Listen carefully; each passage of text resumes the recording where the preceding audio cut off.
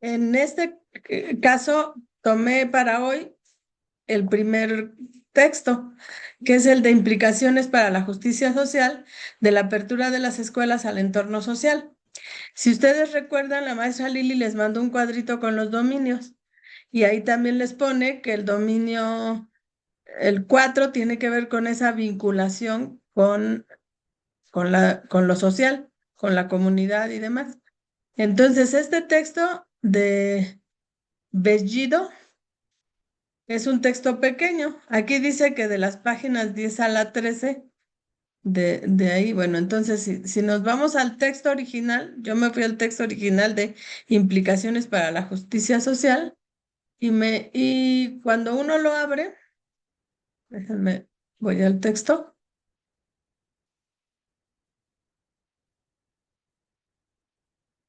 Cuando uno abre el texto, si lo abres en cualquier inteligencia artificial, también puedes sacar un resumen si no te da tiempo de leerlo. Pero entonces es importante darle una revisión al texto, aunque sea general, realmente no son muchas páginas, son 17 páginas. Y entonces este señor Juan Bellido hace una investigación sobre la justicia social y sobre la apertura de las escuelas. Y ahí habla de tres dimensiones esenciales, retoma otro autor, para la construcción del concepto de justicia social. Dice que son la redistribución, el reconocimiento y la representación. O sea, cita a esta autora, Fraser, y dice que la autora subraya que las condiciones actuales en una sociedad se configuran como elementos clave para determinar el desarrollo de prácticas justas o injustas. Entonces, él lo que trata de hablar es cómo en una dimensión representativa se nota o se ponen de manifiesto los impedimentos y problemas que limitan la capacidad de expresión de muchos colectivos sociales.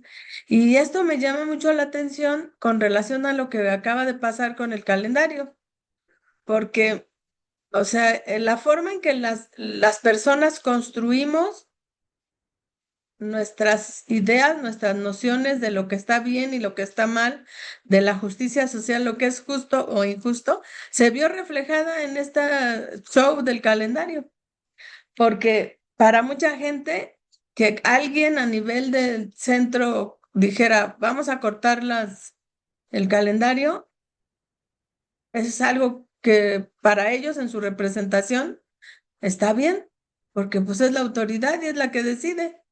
Y no importa lo que diga la gente, no importa nada. Lo que importa es que ellos están tomando decisiones.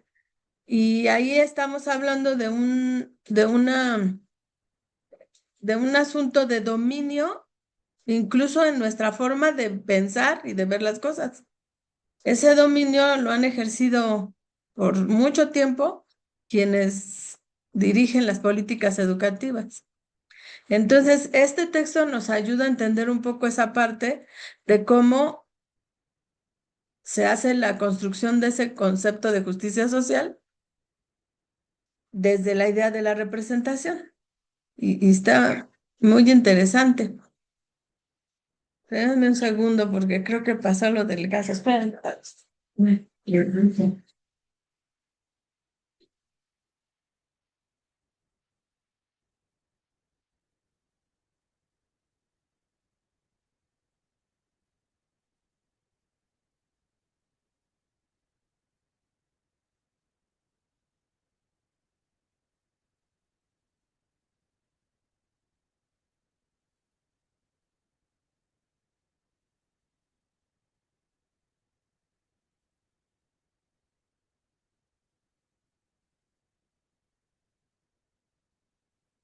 Acá. Ya se me fue. Sí era, pero déjenme, un favor, voy a atender eso, ¿no? Un segundo, te mando el texto rápido para que lo abras ahí y lo revisen, porque ya se me fue. Te dije que me iba a tocar eso. Sí, sí, no se preocupe, doctor. Perdón. Sí. De hecho, aquí les tenemos un interactivo de ese tema Eh, y es precisamente lo que comentábamos, fue uno de los temas que se agregaron a la bibliografía. Y bueno, muchas maestras y maestros empezaron así como que a alarmarse de que es un tema nuevo, nuevo. No, no, no. O sea, lo vinculamos con lo que ya estamos analizando como Sí, comunidades de no es nuevo. aprendizaje y se Ujú. relaciona perfectamente. Es lo que hemos estado analizando. Y bueno, aquí les ponemos, a ver. A ver, Permítame, doctora. le estoy mandando el texto para que lo abra. Sí, Ahorita regreso, no me tardo. sí, sí, no se preocupe. Quienes ya hayan tenido la oportunidad de checarlo, es un tema que vincula. De hecho, el, yo lo fui asociando con palabritas clave que ahí nos señala. Nos dice que, por ejemplo, que nosotros em, tenemos que dar la apertura a nuestras escuelas, a nuestra comunidad. Como centros escolares tenemos que aperturar estas escuelas y los centros escolares para que la comunidad entre. Que muchas de las veces, bueno, a lo que se refiere la lectura es de que muchas de las veces solamente invitamos a la comunidad cuando queremos que vean el producto final, el producto final de algún proyecto, un cierre. Vaya, como que nada más cuando requerimos a la comunidad queremos que entre. Entonces aquí nos piden que pues invitemos a la comunidad y sobre todo que los hagamos partícipes, partícipes en todo momento, que también nosotros involucremos a la comunidad en, en identificar esas necesidades, estos intereses y las mismas problemáticas que hay en ella, para que entre todos, entre todos vayamos abonando a los saberes. Es algo muy bonito porque nos pide también que, o bueno, nos dice que desde que tú abres las puertas de tu escuela, aquí estás escuchando las voces, escuchas las voces de tu comunidad y esto fortalece a tu comunidad, por lo tanto, avanzamos juntos. Bueno, miren, déjenles pongo aquí, ya me mandó la doctora el documento, pero aquí está.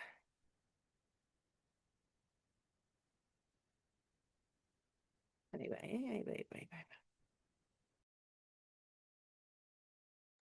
¿Tú ya lo analizaste, Almita?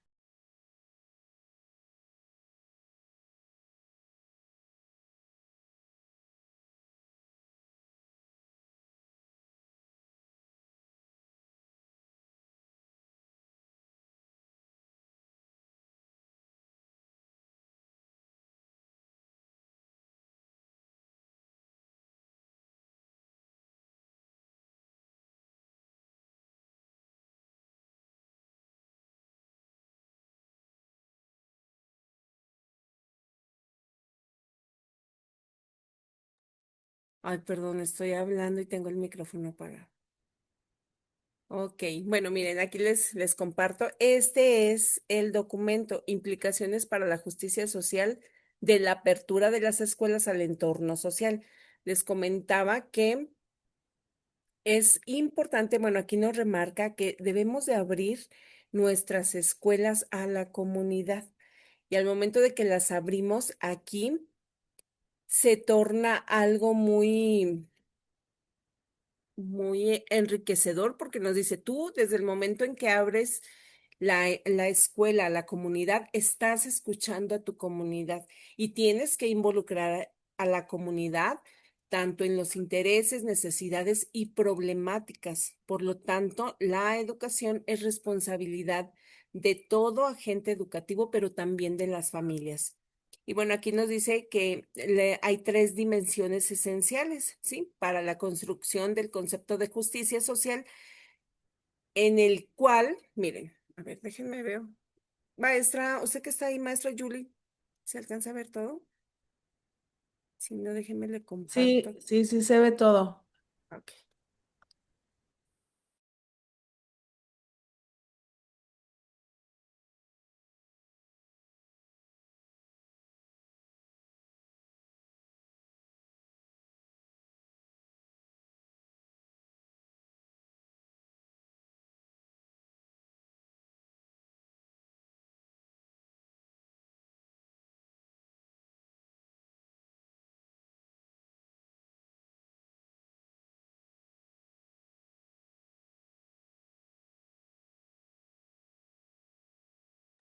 Muy bien, aquí les voy a compartir el interactivo para que nos quede más.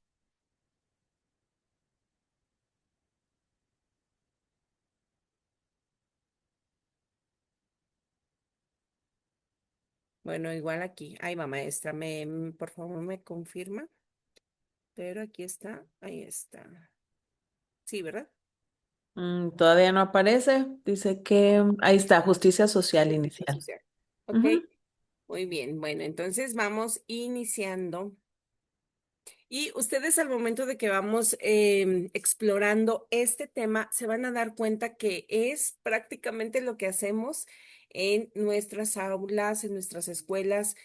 Aquí realmente a lo que nos invita es de que abramos las escuelas a la comunidad y sean, para que sean unos espacios inclusivos en todo momento. Y bueno, miren, aquí va. Vamos a responder falso o verdadero. Dice, la representación es una de las dimensiones de la justicia social. ¿Ustedes qué creen? Esta es introducción al tema. La representación. Chequen. Verdadero. Verdadero, ok, Sí. maestra. Pero vean desde ahí cómo ya van apareciendo las palabras clave. Representación. Ya desde ahí es una dimensión de justicia social.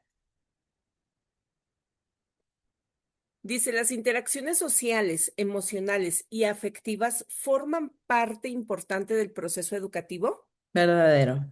Verdadero. La relación entre escuela y comunidad puede ayudar a identificar desigualdades. Sí. Ya Ok. regresé, disculpen. No se preocupe, maestro, estamos aquí con un interactivo. ¿Una escuela aislada favorece mejor la justicia social? Falso. Falso. La justicia social incluye redistribución, reconocimiento y representación. Sí, cierto. La justicia social en la escuela solo depende de los contenidos académicos. No. Falso, falso. Las escuelas representan resistencia para abrir al entorno, para Presentan. abrirse al entorno. Presentan resistencias. Pues sí, no, a veces sí. Muchas de las veces, ¿verdad? Sí, sí. La escuela debe abrirse a su entorno social. ¿Cierto? Verdadero. La apertura de la escuela al entorno dificulta la participación de la comunidad. Falso. Falso. Ujú. Ok. Y bueno, de esta manera introducimos el tema de, aquí lo estábamos viendo, a ver, se me fue. El tema de las implicaciones para la justicia social de la apertura de las escuelas al entorno social. ¿Cómo debemos de abrir ahora sí que maestra, tenemos que abrir las puertas de nuestra escuela hacia nuestra comunidad, no nada más mandarlos llamar cuando queremos dar el cierre de un proyecto, sino también debemos de abrir nuestras escuelas para conocer a nuestra comunidad, aprender de la comunidad, escuchar a nuestra comunidad y en conjunto abonar a los saberes de nuestras niñas, niños y adolescentes. Y aquí por aquí ya está la doctora. Vamos a ver. Lili, por ahí una compañera te está buscando En el chat. en el Ah, grupo de vertical del ok. curso. Déjeme checo. Ok. Bueno, pues muy bien. Es un tema súper interesante este tema de la apertura de las escuelas, ¿no? Eh, y, y muchas veces en la investigación que hizo este autor, se ve cómo hay esa resistencia. A veces por la manera en que pensamos. Por ejemplo, dice, se piensa muchas veces que solamente la apertura de la escuela tiene que ver con actividades sociales, extraescolares, así como una kermés, un convivio, pero no se piensa en otro tipo de apertura. Entonces, ¿cómo las escuelas pueden expandir hacia el contexto y hacia el entorno social sus beneficios, pero también al mismo tiempo recibir esos beneficios de esa interacción con la comunidad para enriquecerse en cuanto a las condiciones en las que se desarrolla el trabajo educativo, ¿no? Porque se requieren condiciones específicas para que el trabajo educativo tenga impacto. La escuela puede generar a través de esa apertura cambios significativos en el entorno. Entonces, no siempre sucede porque no se asume por todas las personas. No se logra esa posibilidad. Por eso les digo que se relaciona mucho con lo que pasó, porque esa idea es que las escuelas no son guarderías, dijeron algunos maestros. ¿Por qué las quieren como guarderías? Pues porque las condiciones que tenemos de desarrollo de nuestras sociedades son condiciones adversas. O sea, piensen en un padre y una madre de familia que tienen que trabajar, los dos, y que su vida la tienen organizada alrededor de los tiempos que sus hijos van a la escuela. Y entonces, hoy le decía, yo soy supervisora, ¿no? Y entonces le decía, oye, a mi secretaria, a ver, ella trabaja conmigo aquí en la oficina. Entonces yo le digo, si tú hubieras tenido que tener a tus hijos a partir del 5 de junio, que se supone que se cancelaba, ¿tú qué ibas a hacer? Y entonces dice, yo ya estaba pensando, yo creo que los iba a llevar con mis papás al pueblo, a írselos a dejar allá, porque ella tiene esa posibilidad. Sus papás son jubilados, están en el pueblo y puede llevar a sus hijos allá. Pero ¿y el que no tiene? ¿Qué haría? Contratar a alguien, meterle un curso de esos de paga, porque muchos ya estaban empezando a hacer así como, ajá, ahora sí, vamos a tener como antes los cursos de verano que duraban hasta los 2 meses, ¿no? 6 semanas, 8 semanas. Sigue habiendo cursos de verano, pero igual muchas veces es respuesta de la iniciativa privada que se aprovecha de las circunstancias y no respuesta de quien tendría que asumir estos retos del cuidado de nuestras niñeces, ¿no? Entonces, los retos son colectivos, son colaborativos. En Finlandia, por ejemplo, eh, los niños no van a la escuela hasta los 7 años. Y tú dices, ¿y antes qué hacen? Bueno, primero hay un subsidio para el padre o madre que decida quedarse en casa, el gobierno, y no trabajar, el gobierno le da como un tipo salario por quedarse en casa para la crianza de sus hijos. O sea, imagínense qué tipo de sociedad es donde se asume que los niños necesitan una crianza adecuada a temprana edad y que no es conveniente que vayan a la escuela antes de esa edad. Luego hay otros como colectivos de madres que se reúnen y hacen actividades de socialización. Entonces las mamás no van a trabajar porque deciden, o los papás a veces, y entonces se encargan de la crianza de los niños, de crianza colectiva de los niños, y organizan actividades, ya sea en los parques, porque vas a una biblioteca en Finlandia y dices, yo quiero estar aquí todo el día. O sea, la biblioteca tiene, no se imaginan cuántas cosas. Tiene talleres, tiene libros en diferentes idiomas. El espacio, allá en Finlandia el clima es muy adverso. Entonces, tienen muchos meses de nieve. Y cuando llega la temporada en que no hay nieve, pues es corta, pero además se disfruta mucho porque pues es diferente el no tener nieve, el siempre estar encerrado con la nieve. Entonces las bibliotecas están climatizadas, son públicas, no cuestan y tienen un montón de condiciones para que la gente esté en la biblioteca. Entonces, ¿qué pasa ahí? La cultura te atrae. La biblioteca misma y las familias completas van y hay sala de niños pequeños con libros adecuados para ellos, con materiales para armar rompecabezas y demás. Y eso es la apertura de la idea de educar para la justicia social. Eso es lo que quiere transmitir este texto que está muy interesante. Ya se los mandé el texto. ¿Sí se los mandé o no se los mandé? Es que me hice bolas No ahí. me lo mandó a mí, pero ahí lo comparto. Por favor, compártelo para que lo vean, ¿no? Entonces, el texto está muy interesante y sobre ese texto vamos a ver algunos reactivos ahorita, pero sí ténganlo abierto para que, pues, porque no lo han leído, entonces, ¿cómo van a contestar reactivos, va? Entonces, lo podemos ir contestando ahora sí que con libro abierto, ¿sí? Empezando, por ejemplo, con esta noción primera que les decía, de, que toma de esta autora, que para la construcción del concepto de justicia social, las tres dimensiones esenciales son la redistribución, el reconocimiento y la representación. Y luego las explica, ¿no?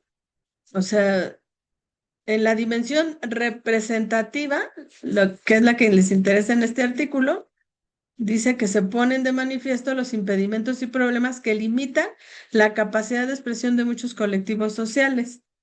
Y la segregación de algunos grupos humanos se produce en nuestras sociedades contemporáneas de manera encubierta y normalizada. Entonces, ¿quiénes se separan? ¿Quiénes son los grupos que son más vulnerables? Y eso no genera la justicia social. Ujú. Y se dificulta que se goce de la plenitud de los derechos que podrían tener con una ciudadanía que fuera verdaderamente democrática. ¿Ok? Entonces eso es lo que está explicando aquí. Entonces tal vez ahí podemos ir encontrando algunas ideas. Vamos a los reactivos, ¿no? Entonces, a ver, aquí primero les pongo un resumen. Ya tienen el texto. Entonces, en un resumen muy ejecutivo, hecho por la inteligencia artificial, dice que el texto analiza la apertura de la escuela al entorno. Ujú, y lo analiza como una subdimensión crítica de la representación, que es una de las tres dimensiones esenciales de la justicia social, junto con las otras dos que les dije, redistribución y reconocimiento. Entonces, propósito de la apertura, ese es un punto clave. No se trata solo de realizar eventos, sino de permitir que el entorno nutra la escuela y que la escuela contribuya a mejorar su contexto.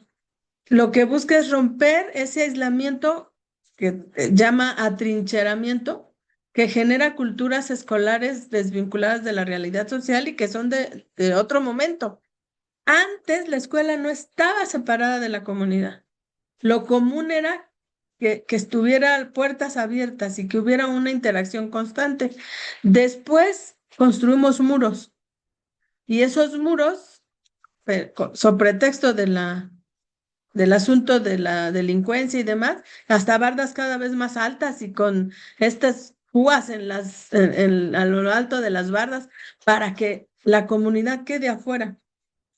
¿Cuántas veces hemos visto, por ejemplo, a las madres de familia que se quedan allá afuera platicando y te asomas a las 10:30 y ahí siguen en la gran platicada, ¿no?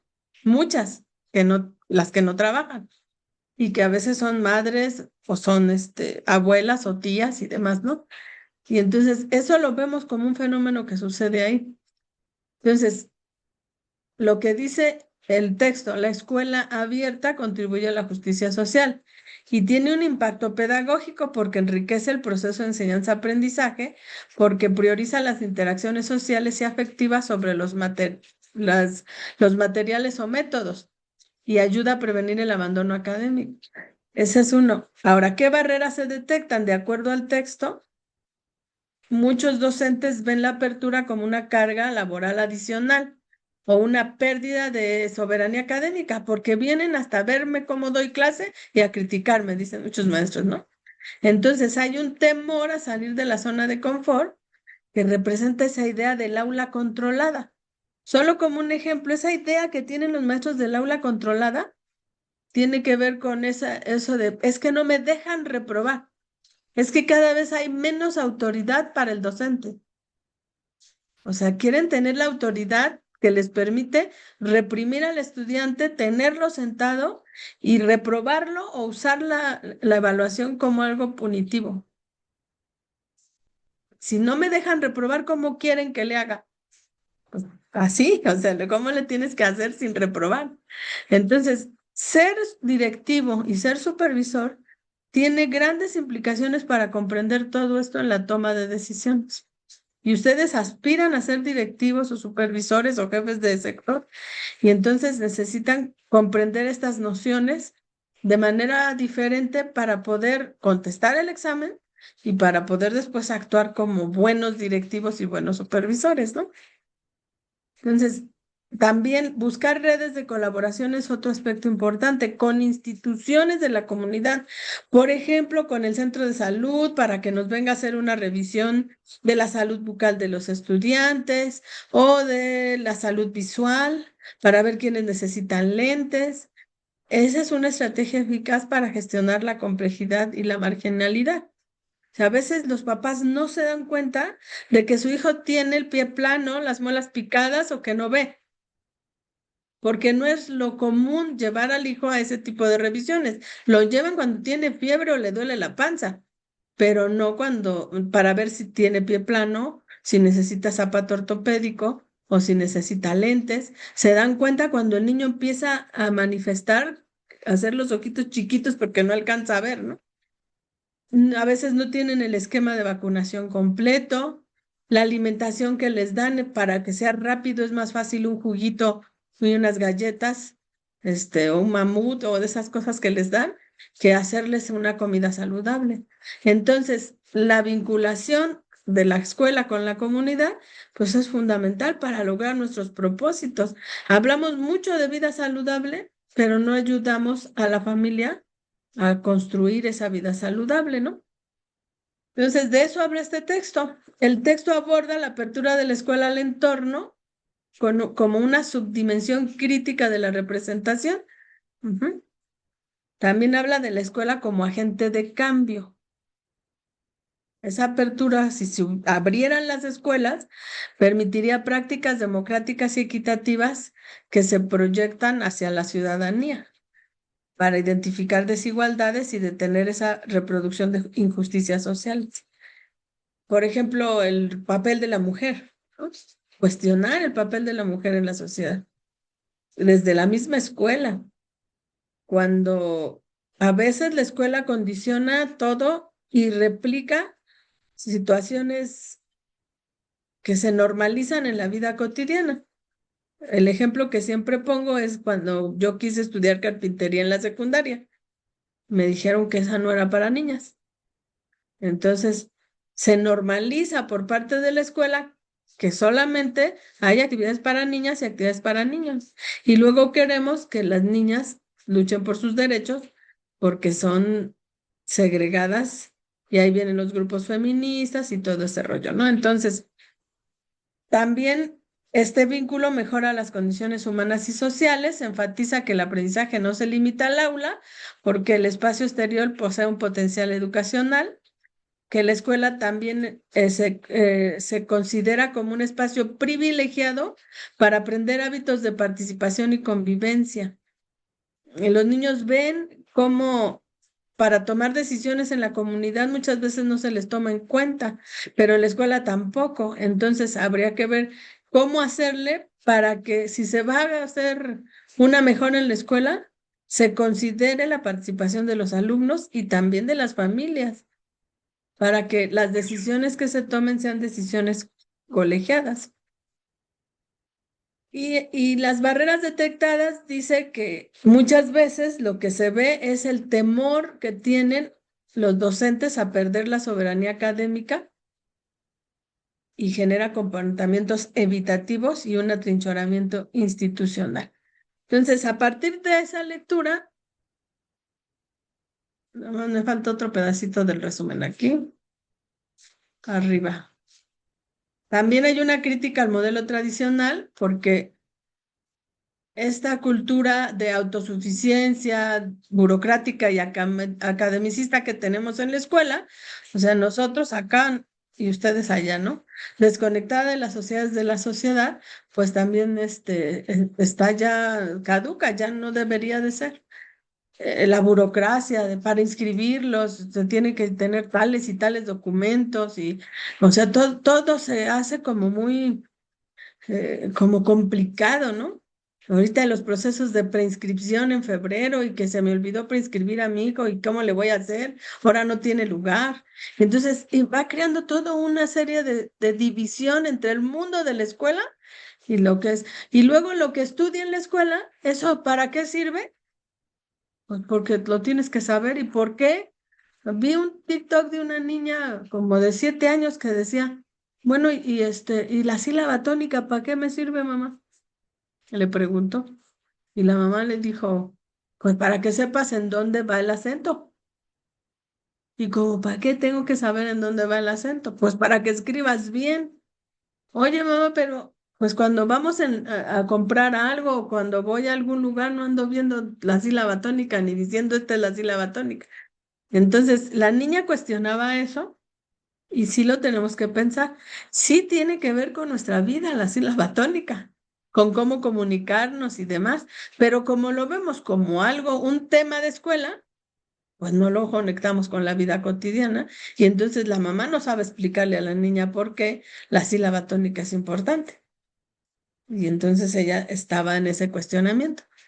Y entonces está interesante el artículo, deriva de una investigación cualitativa basada en la teoría fundamentada y hace entrevistas, observaciones. Está interesante. Bueno, entonces desde esa lectura vamos a ver estos reactivos. Entonces, a ver, de acuerdo con esa autora que cita el texto, Fraser, ¿cuáles son las 3 dimensiones esenciales para la construcción del concepto de justicia social? Inclusión, equidad y Sobre. participación ciudadana, redistribución, reconocimiento y representación, apertura, democratización y cultura institucional, interacción, aprendizaje, servicio y compensación. Bueno, ya la vimos varias veces y ya sabemos que la correcta es la B. El texto las dice explícitamente, ¿no? Redistribución, reconocimiento y representación. Y luego decimos, bueno, ¿y por qué nos preguntan esas cosas? Bueno, por ahí no lo pusieron en la bibliografía, ¿no? Entonces son las 3 dimensiones que el autor identifica, de acuerdo con la autora que citó, Fraser, como los pirales del constructo de justicia social. Vamos con otra. ¿A qué refiere el autor cuando menciona el concepto de atrincheramiento de la escuela en el marco del modelo tradicional? Se refiere a la falta de recursos económicos para mantener la infraestructura, a la seguridad física necesaria para proteger a los alumnos en entornos peligrosos, al aislamiento de la institución respecto al entorno social, generando una cultura autosuficiente, o a la resistencia del alumnado para participar en actividades fuera del horario escolar. Al aislamiento. Exacto, al aislamiento de la institución. A eso se refiere cuando menciona el atrincheramiento de la escuela. Y ese atrincheramiento, ese aislamiento muchas veces es generado por los propios docentes. Por eso les decía que se parece a lo que dijeron, lo que pasó ahorita con el calendario, que nos resistimos, ¿no?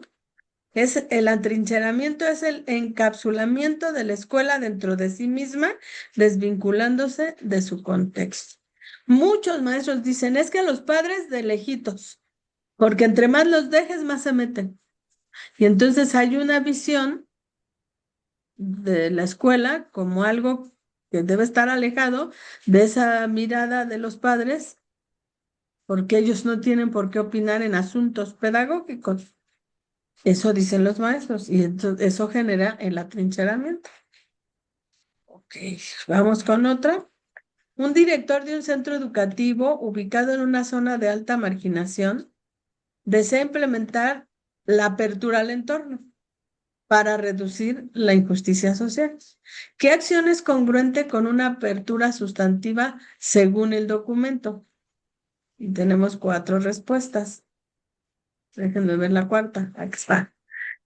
Y la primera, organizar 3 excursiones al año a museos fuera del barrio para cumplir con el calendario, realizar un festival de fin de curso invitando a los padres como espectadores, o sea, cualquier semejanza con la realidad es mera coincidencia, establecer redes de colaboración con el centro de salud y organizaciones locales para proyectos conjuntos, o solicitar a la administración que aumente el número de horas clase para evitar que los niños estén en la calle. El La C. La C. Es una acción que implica algún acto sustantivo para poder lograr esa vinculación. Entonces, con el centro de salud puedo hacer mediciones de estatura y peso para ver cómo están en relación a la media mexicana, que les revisen la boca, que les revisen los pies, que les revisen. Hicimos en una escuela un proyecto bien interesante sobre esto de los pies planos, porque lo que encontramos eran niños pequeños y lo que encontramos fue que los niños tienen los piecitos lastimados porque el calzado ya no les queda. Y los niños no saben que ves porque el zapato está apretado, solo les duele, se cansan y no saben por qué. Resulta que pues los papás hasta que se acabe el zapato y el piecito luego les crece mucho y ya no les queda el zapato o heredan el zapato del hermano que los va dejando. El hermano mayor se los deja al que sigue y luego al que sigue, pues también eso genera una falta de salud, y no lo conocen los papás. Por eso luego tienen los deditos montados, a veces ya deformados y demás. Entonces hicimos un proyecto que se llamó Mis zapatos favoritos y estuvo muy padre. A partir de eso que sucedió, porque los niños se quitaron los zapatos para hacer una actividad de pintar con los pies en un papel Craftsman con diferentes colores. Y entonces de ahí se vio esta situación, porque ¿qué tanto conocemos a nuestros niños? ¿Cuándo les quitamos los zapatos? Muy rara vez, ¿no? En preescolar a veces por el arenero, pero ya en primaria y en secundaria, ¿no? Ahorita estaba platicando con una maestra, los niños todavía, unos usan cubrebocas. Y en adolescencia el cubrebocas les ayuda a cubrirse. De por sí es una etapa bien complicada donde las niñas que están desarrollando se encorvan para que no se les note el busto. O sea, es una etapa complicada de la adolescencia. Y entonces eso me estaba platicando, que todavía hay niños que tienen el cubrebocas y que está costando mucho trabajo, pues que aprendan a socializar, ¿no? Lo tienen como una barrera, ¿no? Entonces, la apertura real implica generar cauces de participación y redes que integren a la comunidad en el trabajo del centro y viceversa. El centro en el trabajo de la comunidad, en rescatar espacios, por ejemplo. Esto de los espacios donde se tira basura, como los lotes baldíos y todo. Se pueden rescatar espacios, limpiar ese lote si no es de nadie, investigar si está abandonado desde hace mucho tiempo y puede servir como un espacio en donde hagan un huerto, porque a lo mejor en la escuela ni tienen espacio para hacer el huerto, y hasta pintar las paredes y todo, y con apoyo de la comunidad, de la delegación municipal del municipio, y se logran cosas, ¿no? Entonces, eso, ahora que dicen que no hacemos nada después del 15 de junio, que ya no hacemos nada, dice Mario Delgado, que ya las escuelas no hacen nada, que es un tiempo muerto. Pues aprovechemos ese tiempo después de entregar evaluaciones para poder hacer este tipo de actividades de vinculación, pero no solo demostraciones y que vengan los papás de espectadores, sino de un trabajo realmente vinculado, ¿no? Otra pregunta, según los resultados, ay, ya la regué, porque ya puse la respuesta. Según los resultados de la investigación, ¿cuál es la razón principal por la que algunos docentes se muestran refractarios a abrir su aula a otros profesionales o al entorno social? Inciso A, la falta de normativa legal que respalde dichas intervenciones. Inciso B, la percepción de que la apertura compromete su zona de confort y seguridad académica. Inciso C, el bajo nivel educativo de las familias del entorno inmediato. Inciso D, la saturación de contenidos en los libros de texto. Inciso B. Pues se habla sobre esta situación donde todo. Ay, Cerró. Entonces, la percepción de que la apertura compromete su zona de confort y seguridad académica, porque se ven como desnudos y cuestionados ante de lo que pasa dentro del aula, ¿no? Eso es algo que sí tenemos que revisar también, porque pues es que los profesionales de la educación deberíamos tener esa apertura a que otros docentes, por ejemplo, puedan observar mi clase y que después la analicemos juntos. ¿Tú qué harías en esa situación que se presentó durante la clase? ¿Cómo viste mi actuación y cómo piensas que deberíamos hacer las cosas? Sí, entonces, bueno, eso es lo que pasa, ¿no? Prefieren el espacio controlado del aula. Vamos a estar con nivel de evaluación. Ven los niveles taxonómicos también, ¿no? Ante un entorno social degradado y con altos índices de marginalidad, el texto sugiere que la escuela debe asumir una función específica para contribuir a la justicia social. ¿Cuál es esta función? Actuar exclusivamente como transmisora de conocimientos técnicos aislados de la vida diaria. O sea, la función que debe asumir la escuela. A veces leemos la pregunta y cuando empezamos a leer las respuestas nos tenemos que regresar a la pregunta para ver qué me está preguntando. Me está preguntando cuál es la función que el texto sugiere para que la escuela contribuya a la justicia social. Entonces, ¿qué me está preguntando? Es lo que le debo preguntar a la pregunta. ¿Qué me estás preguntando? Convertirse en un nicho ecológico y centro de referencia que ofrece un entorno seguro y normalizado. Delegar la responsabilidad educativa totalmente en las familias debido a la complejidad del contexto. Priorizar el cumplimiento burocrático de la normativa por encima de las interacciones sociales. Ok, ya me contestaron acá en el chat. Y la B. Ok, la B, exactamente. Que es esta idea de que sea un centro de referencia. Si ustedes lo ven en los documentos, en el plan de estudio, lo dice muy claramente, que la apertura de la escuela para poder hacer ese vínculo con la comunidad, eso lo dice la nueva escuela mexicana, ¿no? Entonces, pero en el imaginario docente sigue habiendo la idea, es que mientras las familias no eduquen a sus hijos, las cosas van a seguir igual. Y si los niños son groseros y mal portados es porque no tienen educación en casa. Yo digo sí, pero no.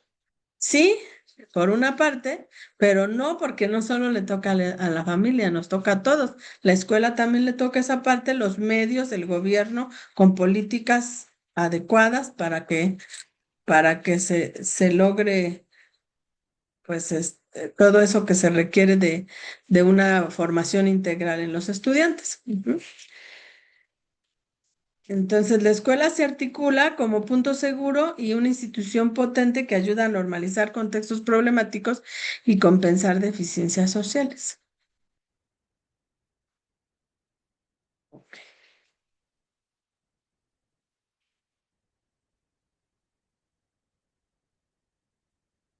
Vamos con otra. De acuerdo con el planteamiento de Fraser, citado en el texto, ¿en qué dimensión de la justicia social se cristaliza la injusticia cuando se niega la capacidad de expresión y participación a colectividades marginadas en el ámbito escolar?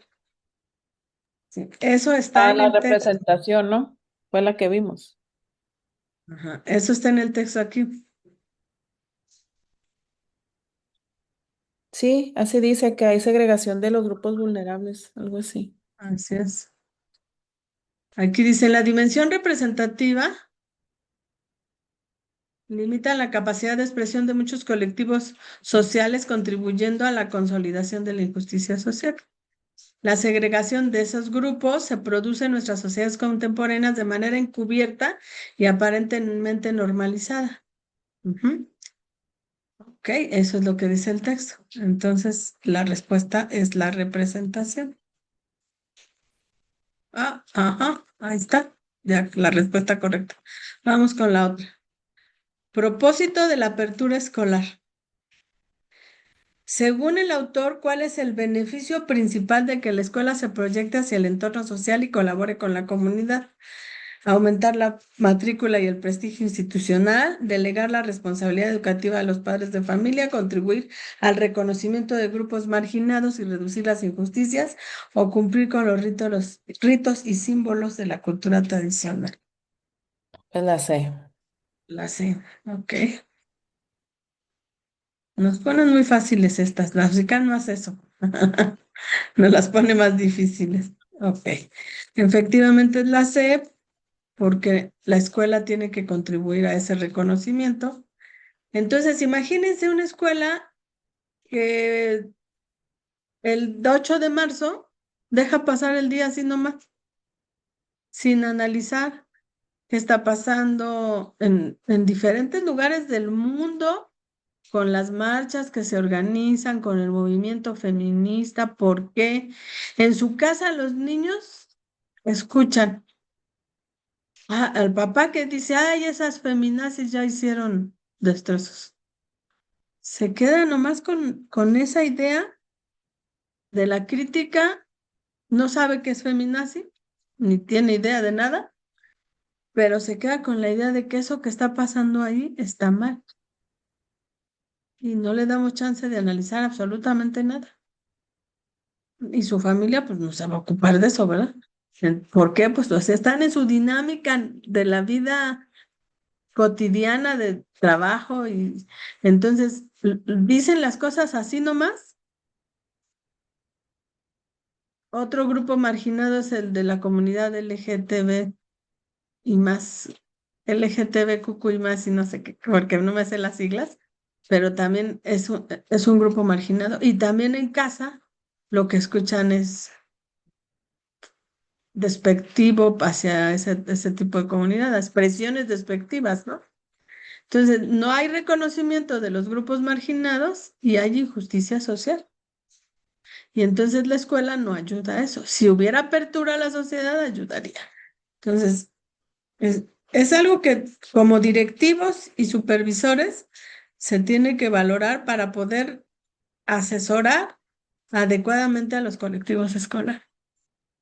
Cuando toman decisiones del tipo de uniforme, de las reglas internas de la escuela, cuando le prohíben, por ejemplo, en una prepa, una directora dejó casi a 100 niños afuera, prepa, porque no llevaban el uniforme, y entre ellos había unas niñas que llevaban pantalón y no llevaban falda. Sí llevaban el uniforme, pero era pantalón.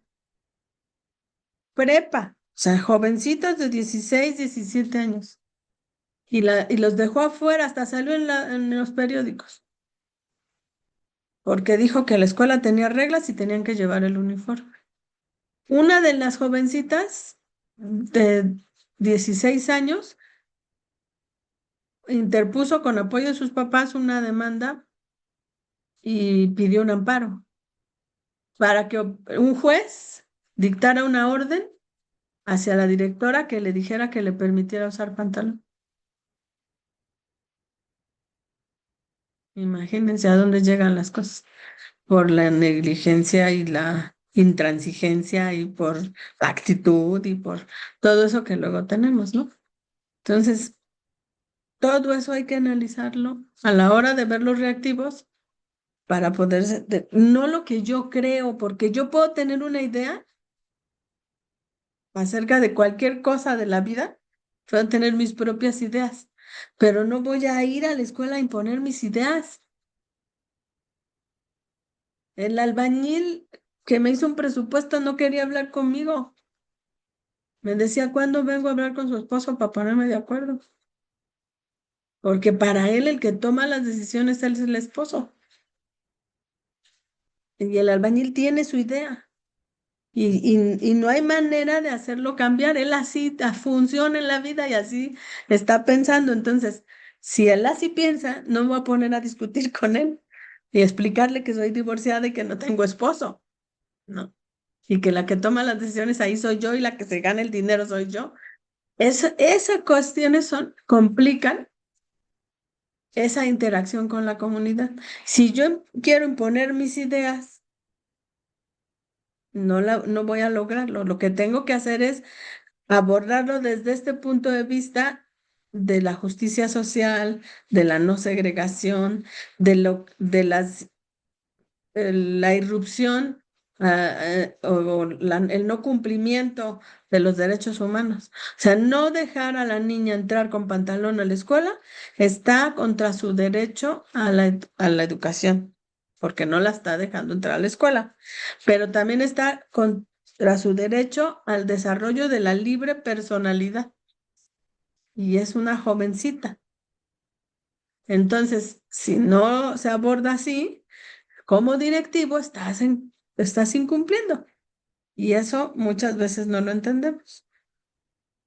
Actuamos de manera intransigente.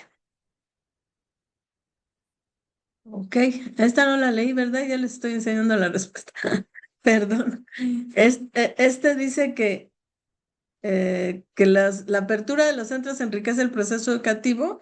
¿Qué factor se considera más relevante para el éxito de este proceso? Más importante que los métodos o los materiales.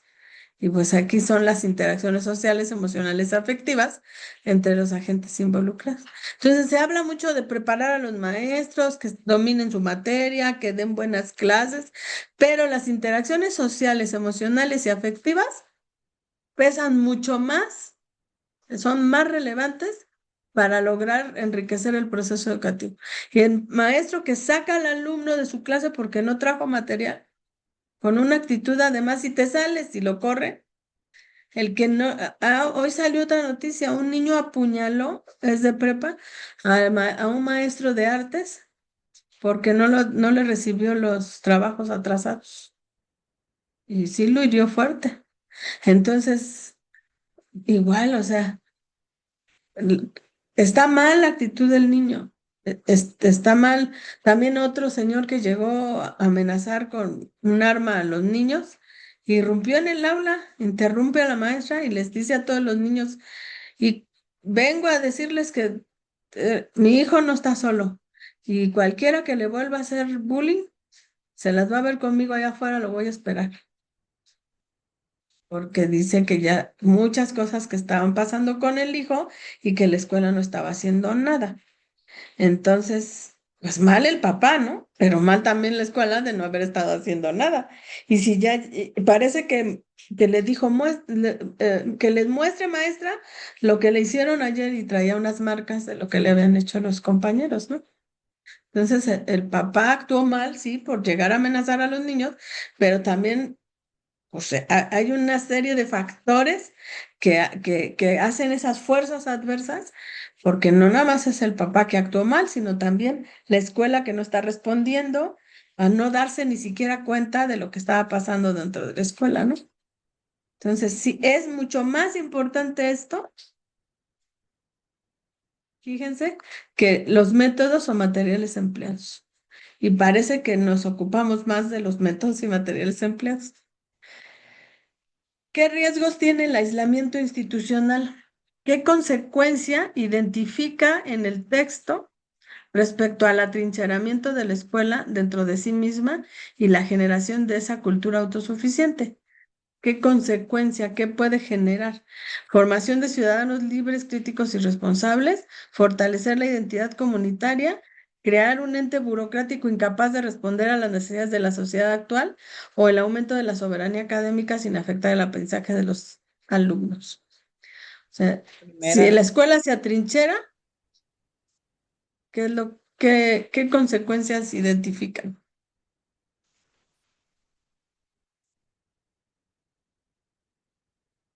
Sí, sí se los dejo, la sé exactamente, maestra Cruz. Es la creación de un ente burocrático incapaz de responder a las necesidades de la sociedad actual. Entonces, el texto es este que estamos revisando, que ya lo tienen, y este es un ejercicio de reactivos derivados del texto. Muy bien, vamos con otra. Para que la escuela funcione como un nicho ecológico donde se aprenda la participación ciudadana, la responsabilidad, la democracia, cómo debe ser la labor desarrollada por los docentes, según Antón citado en el mismo texto. Debe ser una transmisión puntual de conocimientos técnicos aislados, un proceso cerrado que evite la contaminación con la vida exterior, una labor, ahí está con negritas, una labor sistemática y sistémica que evite el aislamiento del entorno o una actividad limitada exclusivamente al intercambio de información académica. Ahí se nos olvidó quitarle las negritas. O sea, obviamente que es una labor sistemática y sistémica, ¿no? Sí. Y no es. ¿Cuándo llamamos a los papás? Cuando vamos a quejarnos de sus hijos, cuando van a firmar calificaciones o cuando queremos pedirles apoyo para algo. Solamente.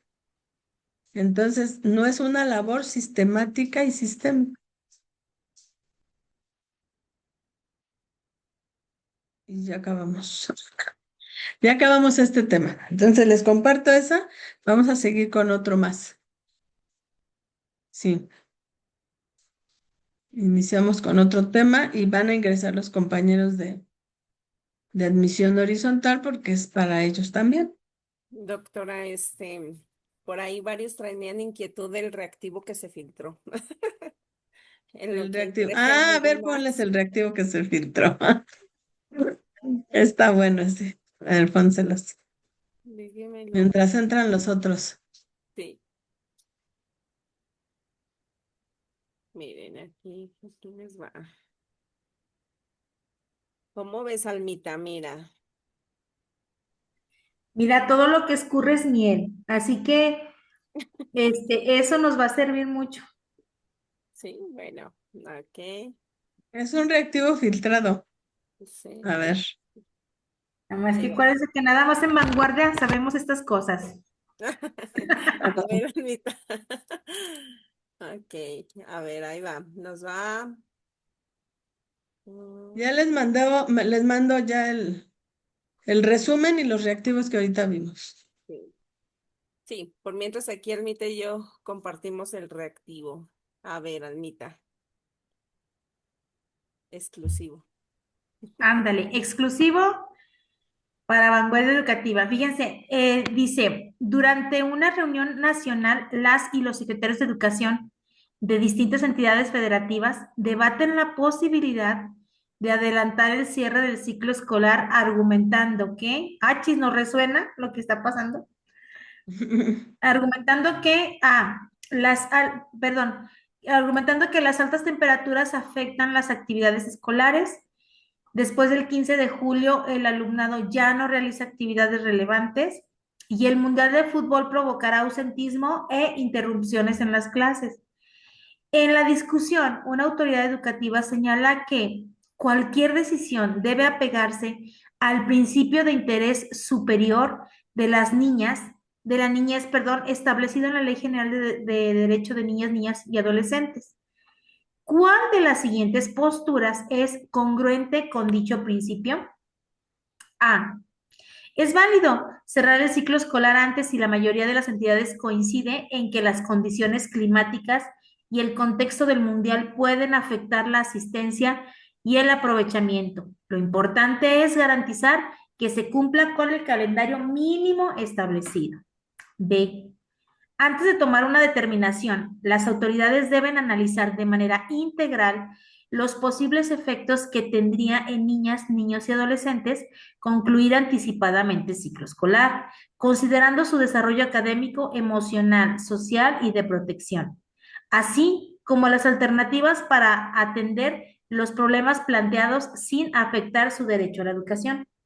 O C, cada entidad puede definir el cierre de ciclo escolar de acuerdo con su realidad, clima, eventos deportivos y organización interna, ya que lo más conveniente es priorizar la eficiencia administrativa y el bienestar general de las comunidades educativas. ¿Cómo ves, Almita, Oigan, pero qué importante aquí que conozcamos, ¿verdad, doctora? Almita, conozcamos los derechos de nuestras niñas, niños y adolescentes, conozcamos la Ley General de Educación, conozcamos el artículo 3º. Entonces, aquí está de manera irrisoria, pero bueno, pues ahí que nos compartan su respuesta. A ver, ¿qué harían ustedes, secretarios, como... Si eran los secretarios. Yo Y luego estoy dicen en los duda. argumentos. Después del 15, ya no no era junio ahí, no julio. La maestra Martita nos dice que es la B. Sí. Y yo también. La maestra Julissa también. Pues así ese reactivo que se filtra, pero pues vean cómo es importante que analicemos desde la norma, lo hemos comentado muchas de las veces, la norma es clara y no es negociable. Así es. Entonces es importante que conozcamos y bueno, a todos los maestros que están participando en el proceso de vertical, para los que sean directores y supervisores, efectivamente la norma no es negociable, pero recordemos también que tenemos que ser muy asertivos. Tenemos que ser empáticos, la escucha activa y sobre todo, pues, Almita, tener esa relación, pues, ¿cómo lo podríamos llamar? De empatía. Ya ves que también analizamos el manual de empatía. Tienen que ser empáticos en todo momento, asertivos.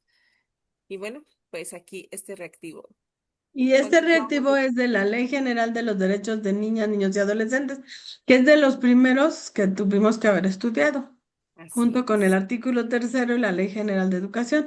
Esas tres leyes hay que darles una buena repasada de aquí al día del examen para que las tres, o sea, la Ley General de Educación, sobre todo los artículos que hablan de los principios y los objetivos de la educación, la Ley de los Derechos de las Niñas, Niños y Adolescentes, todos sus articulados, todo el articulado completo y el artículo tercero constitucional, bien leído, subrayado, investigado, analizado.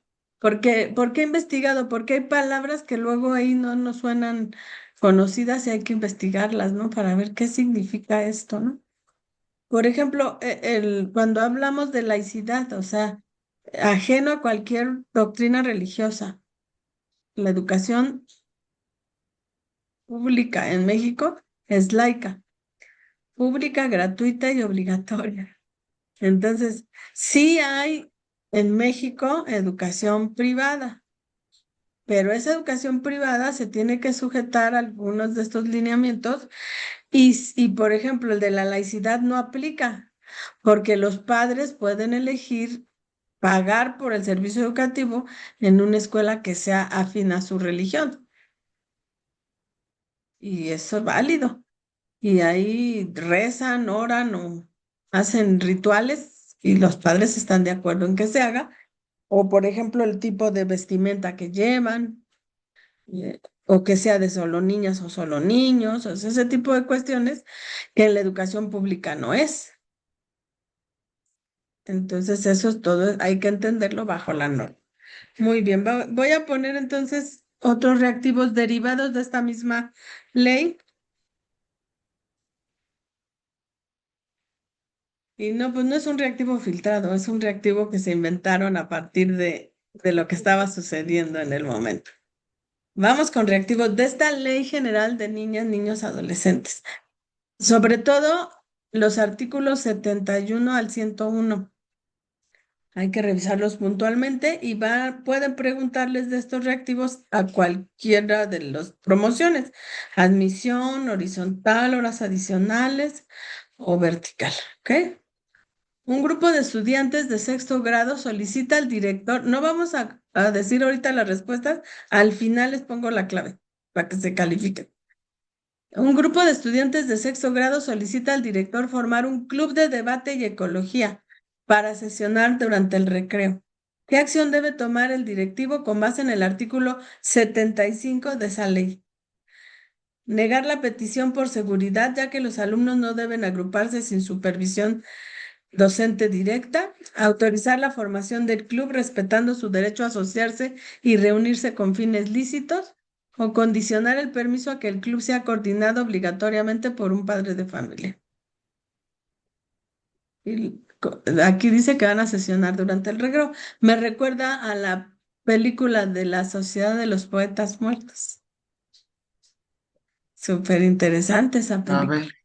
Bueno, vayan anotándolo, Carlos, vayan anotándolo ahí y ahorita vemos, se califican. Vamos con la 2. Durante un consejo técnico, un docente sugiere publicar en la página de Facebook de la escuela las fotos y nombres de los alumnos con mayor rezago para motivarlos, entre comillas, a mejorar. Según los artículos 76 y 77, el director debe aceptar siempre y cuando los padres firmen un aviso de privacidad genérico, negar la propuesta ya que se considera una injerencia arbitraria que menoscaba la honra y reputación de las niñas, niños, adolescentes, o permitirlo, pues el derecho a la información pública de la comunidad escolar prevalece sobre la intimidad. ¿Ok? Ustedes anótenlo para ustedes porque ahorita se van a calificar. Un alumno es señalado por cometer una falta grave al reglamento. Vamos en el 3. Antes de determinar una sanción administrativa, vayan anotando 1, tal inciso 2, tal inciso 3, tal inciso.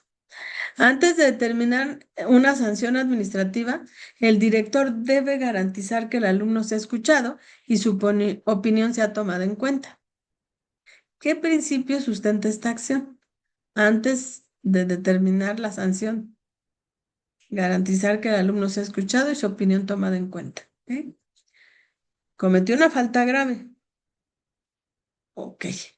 Inciso A, derecho a la participación y libertad de expresión, derecho al descanso y esparcimiento o derecho a la salud y seguridad social.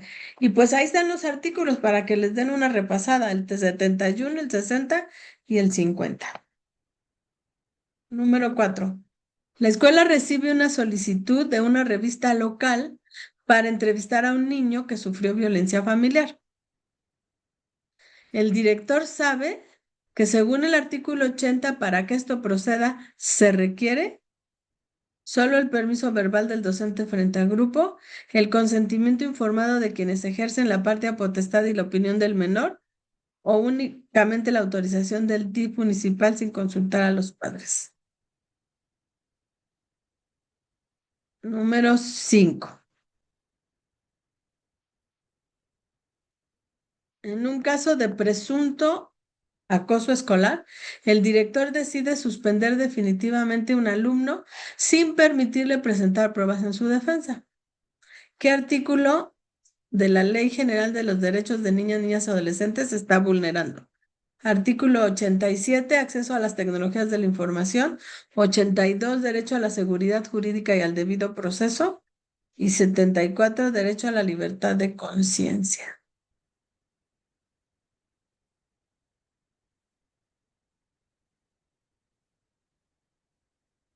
6. El director de una primaria detecta que una alumna llega con marcas de golpes y muestra miedo constante. Según el artículo 101, ¿cuál es el procedimiento inmediato correcto? Llamar a los padres para confrontarlos y pedirles que no vuelva a suceder. Dar aviso inmediato a la Procuraduría de Protección para la Restitución de Derechos. Realizar una investigación interna con el psicólogo de la escuela antes de informar a las autoridades. A nosotros nos pasó. Traía cinturonazos el niño marcados. Y, y no quería mostrarlos y cuando porque se ponía el suéter, hacía un calorón y traía suéter, pues para que no se le vieran las marcas. Y era el padrastro el que le pegaba. Y tuvimos que hacer lo que teníamos que hacer. Ahorita vemos la respuesta. Ante el incremento del uso de teléfonos móviles, el directivo implementa un taller sobre ciberseguridad y prevención de delitos digitales. ¿Qué obligación legal cumple según el artículo 88?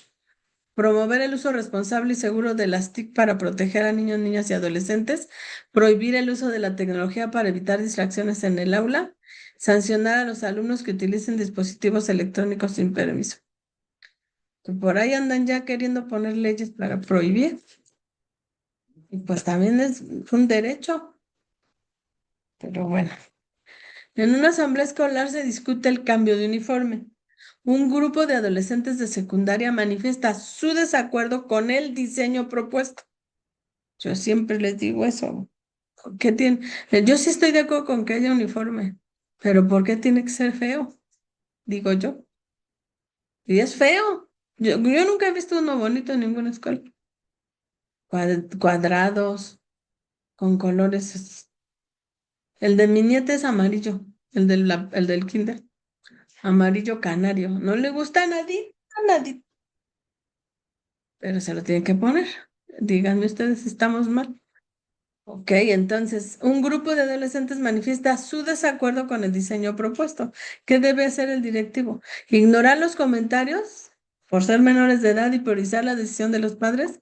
¿Establecer mecanismos para que su participación sea permanente y sus opiniones influyan en la decisión final? Que es el artículo 72. Aplicar el diseño original argumentando que la disciplina escolar no está sujeta a consulta. Ahí luego revisan los artículos, ¿eh? Esa ley sí la tienen. Al inscribir a un alumno, el padre de familia se niega a proporcionar información sobre el historial médico del niño por privacidad. El directivo sabe que según el artículo 76, la información personal de niñas, niños y adolescentes es de acceso público para cualquier docente de la institución. No puede ser objeto de injerencias arbitrarias y debe ser resguardada con confidencialidad o solo debe protegerse si el alumno tiene una discapacidad. Ahí checamos el artículo 53. 10. Un medio de comunicación escolar desea publicar un reportaje sobre alumnos en situación de pobreza. El director advierte que si la publicación permite identificar a los niños, niñas y adolescentes y afecta su dignidad, se está violando el derecho a la información de la comunidad, el derecho a la intimidad y la prohibición de difusión de datos personales o el derecho al libre desarrollo de la personalidad. Vamos con las respuestas correctas. Se califican, ¿eh?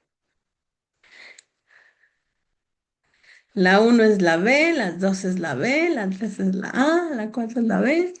Palomén, así como le califican a los niños, con rojo. Eso también es agresivo. La 6 es la B, la 7 es la A. Entonces, por ejemplo, el del debate, que hagan un club de debate, que ahorita estaba pensando eso, mañana voy a platicar con los directivos y los maestros porque dije, a ver, ¿por qué es una realidad que nos piden las calificaciones en secundaria? La captura se va a hacer el 22 de junio para que salgan a tiempo los certificados y los documentos oficiales de acreditación. Entonces, los directivos les están pidiendo a los maestros que entreguen calificaciones por ahí del 15, un poquito antes del 15 de junio, puede ser 13, 14, por ahí. Entonces, cuando los alumnos ya están evaluados, porque además tienen derecho a saber su calificación del tercer trimestre, entonces ya muchos ya no van, otros van nomás, ya no quieren trabajar, dicen los maestros, ¿no? Entonces, ¿qué vamos a hacer esos días? ¿Cómo los vamos a organizar? Y entonces ya tengo aquí mi cabeza llena de ideas que voy a ir a platicar con los maestros sobre qué podríamos hacer para aprovechar súper bien esas fechas. Porque si el maestro dice es que voy a dar un repaso, ay, repaso, qué aburrido, ¿eh? A mí también es aburrido. ¿Qué repaso ni qué repaso? De los temas importantes, dice el maestro. Entonces yo digo, temas importantes. Por más que busco en el plan de estudios 2022, no encuentro temas. Encuentro contenidos y procesos de desarrollo. Pero los maestros siguen hablando de temas. En fin, ok. ¿Qué calificación tuvieron? 8 de 10, 9 de 10, 10 de 10. Yo supongo que 10 de 10 porque todos han de haber ya revisado bien. ¿O en cuál tuvieron duda? ¿Qué tuvieron? Díganme. Yo saqué 9 de 10, maestra. Tuve A ver, ¿cuál confusión te falló? en la 5. Me A confundí ver, con... vamos a ver las 5. Dice que en el caso de presunto acoso escolar, el director decide suspender definitivamente a un alumno sin permitirle presentar pruebas en su defensa. ¿Qué artículo está vulnerando? ¿Y la correcta cuál fue? La de derecho a la seguridad jurídica y al debido proceso. Así es. ¿Y tú te confundiste ahí con algún otro? Con la C. Ok. Sí, no le permite presentar pruebas, lo acusan y lo suspende. Entonces, no tiene certeza jurídica, ni hay un debido proceso. Yo con la 1, maestra, ¿la podría poner, por favor? Uno. Que no la, Un no grupo la... de estudiantes solicita formar el club. Aquí es donde tiene ese derecho a asociarse y reunirse. Es la B. Porque, o sea, es un derecho a la libre asociación, es un derecho humano. O sea, yo puedo juntarme con la gente para jugar tochito, o puedo juntarme con la gente para leer la Biblia si quiero y si es mi religión, o puedo juntarme para tejer o lo que yo quiera. Es la libre asociación. O para estudiar. O para estudiar para el examen de vertical y reunirse con fines lícitos. Entonces aquí lo que propone los alumnos, ellos lo proponen, es formar un club de debate y ecología para sesionar durante el recreo. ¿Se imaginan qué padre ya quisiera yo que los alumnos propusieran eso? Y entonces el director pues debe autorizar la formación del club, respetar su derecho y tener las precauciones. A ver, acercarse de vez en cuando, pedirle a un docente que esté al pendiente para que eso pase. Julisa, ¿tienes un perrito? Ay, sí, qué Sí, bonito. doctora. El chip es Está rojo. bonito. Es tu perrijo. Ok, Bien. ¿cuál otra? ¿Tuvieron duda? No, yo me saqué Carlos, 10 de ¿en cuál te 10. equivocaste? En la 6, maestra, 9 de 10. ¿En la 9? ¿En qué pregunta? ¿Qué número? No, ¿Tuviste en el la 6, 9 de 10? maestra. Sí, ¿Pero cuál pregunta? la número 6, maestra. 6. Ah, te oía en la 6, en la C, no en la Sí. 6. El director de una primaria detecta que una alumna llega con marcas de golpes. Ajá, ajá. El procedimiento inmediato es dar aviso a la Procuraduría. Es inmediato. Eso hicimos con ese niño. Y luego fue el papá a gritonearnos y decir, cuando le llegó la notificación de la Procuraduría de que tenía que presentarse, era el padrastro. Se fue a gritonear a la escuela a decir que seguro de aquí fue que me denunciaron y que no sé qué. Es mi hijo y yo lo corrijo de la manera en que yo quiera. Y gritoneó y amenazó, pero tuvieron que hacerle un apercibimiento y a la mamá también, porque no está protegiendo a su hijo. Y ni era el papá, era el padrastro. Así hubiera sido el papá tampoco, ¿va? Te equivocaste en la 4. Vamos a ver la 4. Recibe una solicitud la escuela de una revista local para entrevistar a un niño que sufrió violencia familiar. El director sabe que para que esto proceda se requiere el consentimiento informado de quienes ejerzan la patria potestad. Así es. No solo el permiso, ni el DIF, ni nada, ¿no? Tiene que haber consentimiento informado de quienes ejercen la patria potestad y del mismo niño. Si el niño dice que no, aunque sus papás digan que sí, no se le puede entrevistar. Tienen derecho. Luego no sabemos de los derechos. Como por ejemplo en un pleito por la custodia. El juez tiene que escuchar al niño, así sea pequeñito. Dicen, es que todavía no puede decidir con quién irse. No, el que va a decidir es el juez, pero tiene que escuchar su opinión. Y para que pueda tomar una decisión, puede exigir que se le presenten pruebas. Por ejemplo, generalmente en un pleito de custodia hay acusaciones de una parte a la otra. Y entonces dice, es que no la atiende, no le da de comer y presente pruebas. No es que no lo está llevando a la escuela o no está pagando las colegiaturas, presente pruebas. Y es cuando ya el que decide es el juez, pero siempre escuchando la opinión del menor. Se equivocó en la 9, donde el padre se niega a proporcionar la información sobre el historial médico del niño por privacidad. El directivo sabe que según el artículo 76, la información personal no puede ser objeto de injerencias arbitrarias.